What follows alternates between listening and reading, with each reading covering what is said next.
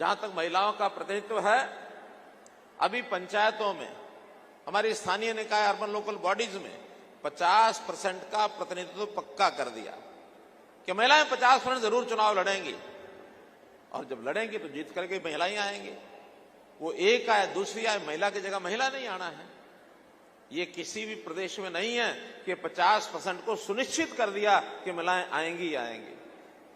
तो एक बहुत बड़ा हमने इस प्रकार का ये बदल किया है। मैं आज इस अवसर पर महिलाओं के प्रति और उनका ये जो सशक्तिकरण का कार्यक्रम है, इसके प्रति, महिलाओं के प्रति अपनी कृतज्ञता व्यक्त करता हूं। ऐसा कहा जाता है कि हर सफल व्यक्ति के पीछे किसी महिला का हाथ जरूर होता है। और मैं आपको अपनी व्यक्तिगत जीवन की बात बता रहा हूं मेरी माताओं बहनों को, कि जब मैंने 10वीं पास की, पिताजी ने आगे पढ़ाने से मना कर दिया। 10वीं पास बालक की होता, 15-16 वर्ष की आयु होती है, और मैं थोड़ा छोटा बच्चा होता तो रोता है, और जब 15-16 वर्ष का हो जाता तो रोता नहीं है, रूस जाता है। तो हम भी रूस गए, खाना नहीं खाया। मां ने पूछा कि बेटा क्या बात है? मैंने कहा मां मुझे आगे पढ़ना है, पिताजी ने मना कर दिया है। कहने लगे बेटा तुम्हारे पिताजी पैसे वैसे देने से डरते हैं, पैसे नहीं होंगे इसलिए नहीं दिए होंगे, या उनका मन होगा कि तुम काम करो, जाओ मैं तुम्हें पैसे देती हूं। उस जमाने में 300 रुपए मुझे दिया और मैं पढ़ाई करने के लिए कॉलेज में एडमिशन लेके आया। तो मेरी आज की सफलता के पीछे मैं कहता हूं मेरी मां का हाथ है। मां ने मुझे वो पैसे न दिए होते तो शायद मैं आपके सामने इस प्रकार से, इस भूमिका में शायद ना खड़ा हो पाता। तो सफलता का कारण मां है। मां अपने बच्चों का जितना ध्यान रखती है, शायद पिता या पुरुष कोई भी, स्नेह तो बराबर दोनों का होता है, लेकिन अंतर है। मां की भावना, मां का दिल, मां का मन, ये अपने बच्चों को कैसे सहेलती, कैसे आगे बढ़ाती है। तो मैं आज पुत्र होने के नाते अपनी माताओं का, भाई होने के नाते अपनी अब सब बहनों का मैं अभिनंदन करता हूं इस मातृ सम्मान दिवस के अवसर पर। हम जानते हैं कि महिलाएं कितना आगे बढ़ गई हैं, हर क्षेत्र में आगे बढ़ी हैं, चाहे वो शिक्षा हो, चाहे वो खेल हो, चाहे समाज सेवा हो, चाहे राजनीति हो, चाहे ज्ञान विज्ञान हो। किसी क्षेत्र में महिलाएं आज पीछे नहीं है, हर क्षेत्र में महिलाएं आगे बढ़ रही हैं। अवसर मिलना चाहिए, और अवसर अब महिलाओं को मिलने लगा है। हरियाणा में भी इस विकास में महिलाओं की भागीदारी ये बहुत है, और उन्होंने अपनी योग्यता और क्षमता के आधार पर जो छाप छोड़ी है, बहुत के क्षेत्रों के अंदर महिलाएं जो हैं अव्वल आई हैं, प्रथम आई हैं। न केवल हरियाणा में प्रथम आई हैं, देश में भी, और कुछ स्थानों पर तो दुनिया में भी अव्वल आई हैं। और उन अव्वल महिलाओं का वैसे तो आप सब जानते हैं, लेकिन मैं आपको कुछ नाम लेके बताना चाहूंगा। तो हमारे यहां पहली महिला उपराज्यपाल यानी गवर्नर हरियाणा की बहन चंद्रावती बनी, यानी उस समय पहले कोई और नहीं थी। चंद्रावती यहां की पहली गवर्नर बनी। विधानसभा की अध्यक्ष भी बहन शन्नो देवी बनी विधायक बनने के बाद। अध्यक्ष का काम बहुत कठिन होता, तो भी वो बनी। और हम जानते हैं जिनके नाम से आज हमने एक पुरस्कार दिया है, इसी करनाल की बेटी, अंतरिक्ष महिला यात्री, पहली अंतरिक्ष महिला यात्री थी दुनिया की, वो बहन कल्पना चावला। उनके नाम से आज जो पुरस्कार दिया गया है, ज्ञान विज्ञान का पुरस्कार, वो भी पहली अंतरिक्ष महिला यात्री। इसी प्रकार पहली जो पहलवान है, ओलंपिक कांस्य पदक जो लेकर के आई, मुझे अवसर मिला उसको सम्मानित करने का बहादुरगढ़ में, साक्षी मलिक, ये ओलंपिक की पहली कांस्य पदक विजेता रही है। इसी प्रकार पहली जो पहलवान राष्ट्रमंडल स्वर्ण पदक जिसने जीता, वो गीता फोगाट। पहली महिला पैरा ओलंपिक रजत विजेता थी दीपा मलिक। पहली हमारी महिला एवरेस्ट पर्वतारोही संतोष यादव। ये सब हरियाणा का नाम बता रहा हूं। तो हरियाणा में बहुत कीर्तिमान खड़े किए गए हैं। WWE रेसलर, बहुत कठिन काम होता है, कविता दलाल ये बनी है। पहली महिला अर्जुन पुरस्कार विजेता गीतिका जाखड़। प्रथम महिला भीम पुरस्कार विजेता सुनीता शर्मा, प्रथम महिला मिस वर्ल्ड खिताब विजेता मानुषी छिल्लर। ये वर्ल्ड रिकॉर्ड है इनका, तो ये खिताब इन्होंने जीता। पहली पायलट वो भी हरियाणा से थी, प्रियंका बेनीवाल। पहली बीएसएफ में असिस्टेंट कमांडेंट सौम्या, ये असिस्टेंट कमांडेंट बनी बीएसएफ में। तो इस प्रकार से कितने ही नाम ये गिनाए जा सकते हैं। भाइयों बहनों, एक बहुत ही काम ऐसा जिसको मैं तो ये कहूंगा दुनिया का एक बहुत बड़ा अजूबा हुआ है। ये इस प्रदेश को, हरियाणा को, कभी बेटियों को मारने वाला प्रदेश जाना जाता था, और ये बात दुनिया को पता थी, हमारे देश के सरकारों को भी पता थी, प्रदेश के सरकारों को भी पता थी। लेकिन इसको ठीक करने के लिए सबसे पहले आगे कौन आया? अपने देश के उस समय के बने हुए प्रधानमंत्री, 2014 में जो प्रधानमंत्री बने थे, नरेंद्र मोदी जी। हमारी भी सरकार आई थी अभी 2014 में। मोदी जी ने मुझे कहा कि हरियाणा के ऊपर से ये कलंक मिटाना है। उन्होंने कहा हम हर प्रकार से तैयार हैं। 22 जनवरी 2015 को पानीपत में, पड़ोस में, आज से लगभग 10 गुना महिलाएं होंगी, 1 लाख से ऊपर महिलाएं, और वहां एक संकल्प लिया गया कि इस कलंक को हम मिटाएंगे।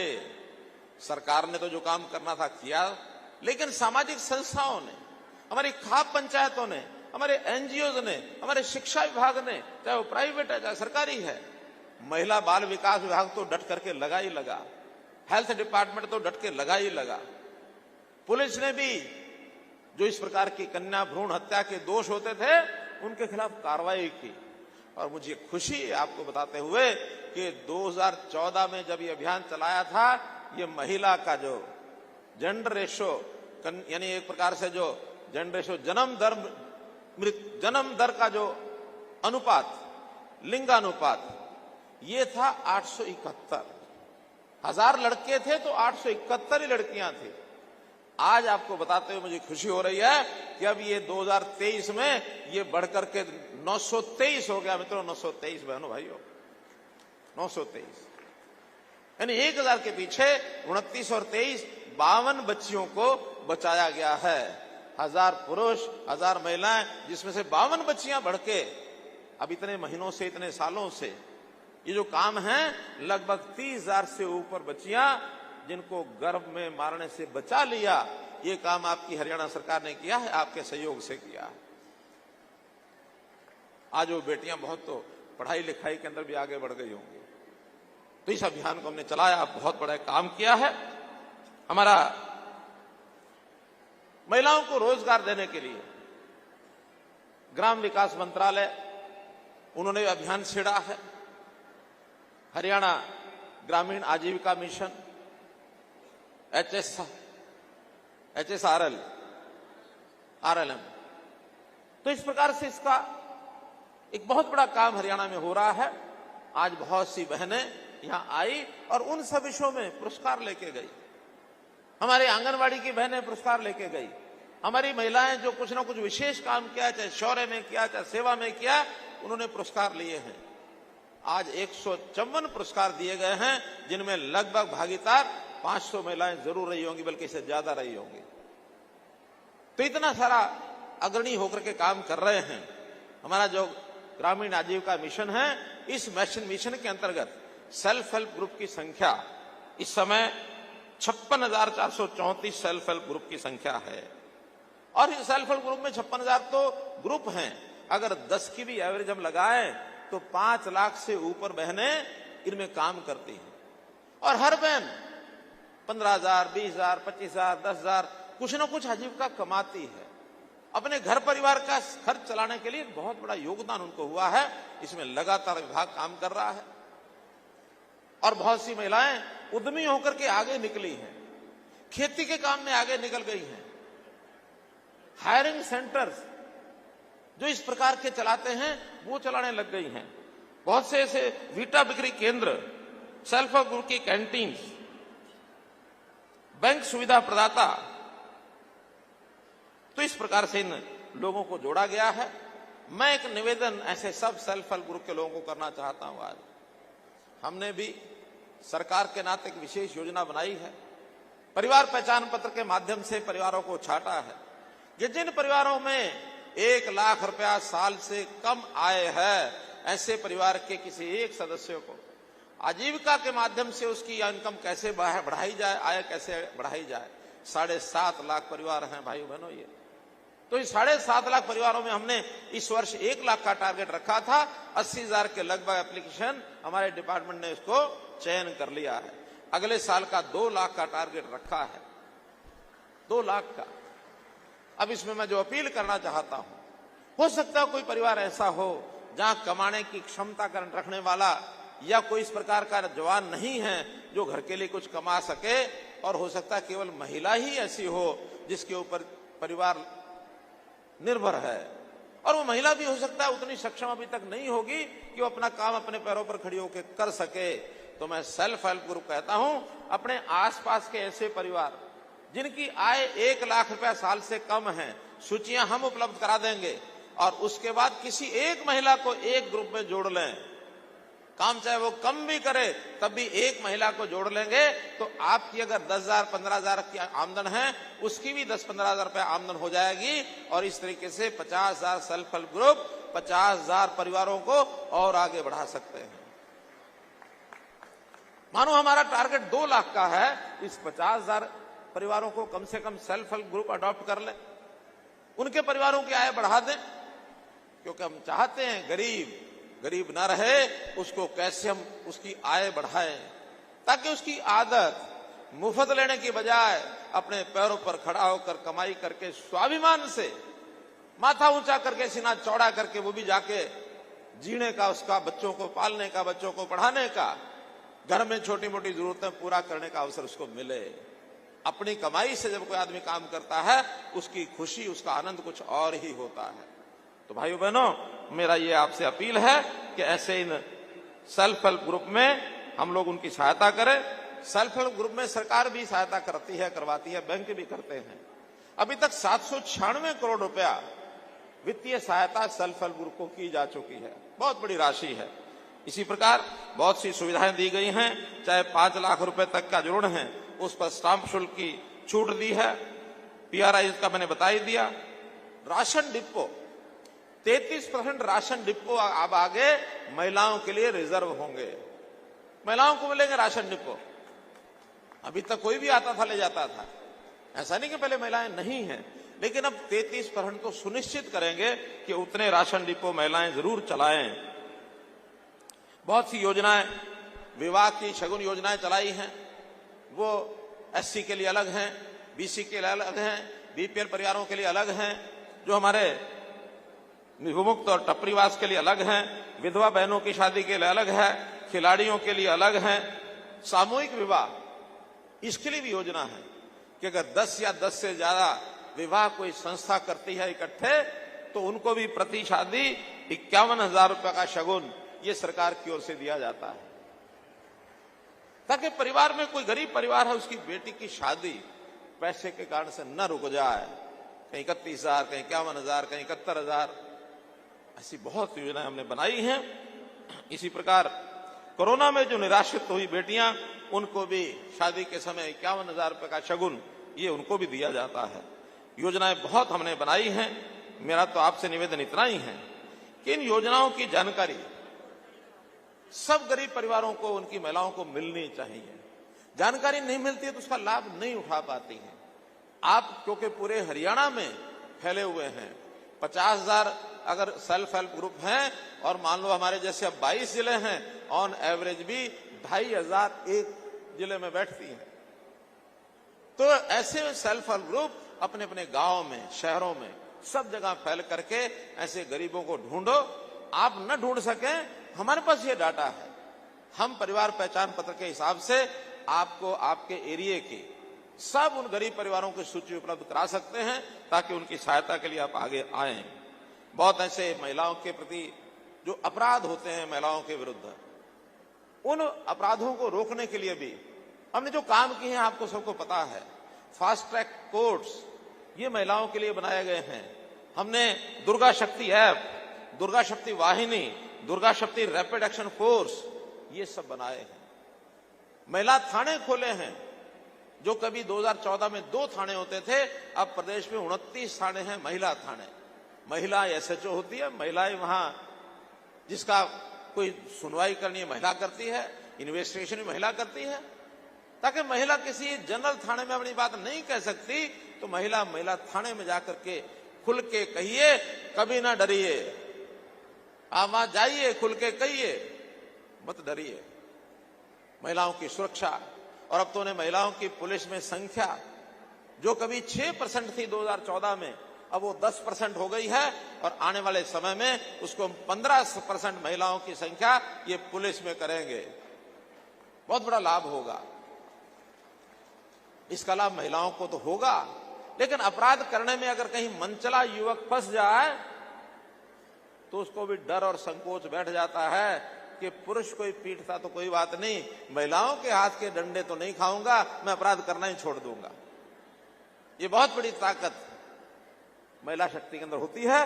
तो महिला शक्ति इस विषय को आगे बढ़ाए।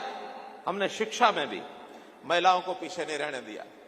हर 20 किलोमीटर के अंदर एक कॉलेज जरूर होगा, चाहे महिला कॉलेज हो और चाहे बीएड कोएड कॉलेज हो, ताकि किसी भी बेटी को 10 किलोमीटर से ज्यादा कहीं शिक्षा लेने के लिए न जाना पड़े। 10 किलोमीटर के अंदर ही, इस साइड में 10 किलोमीटर, इस साइड में 10 किलोमीटर, हर 20 किलोमीटर की दूरी पर कोई ना कोई एक कॉलेज जरूर है। इस नाते से हमने नए जो कॉलेज खोले हैं 72, उसमें 31 केवल महिलाओं के हैं।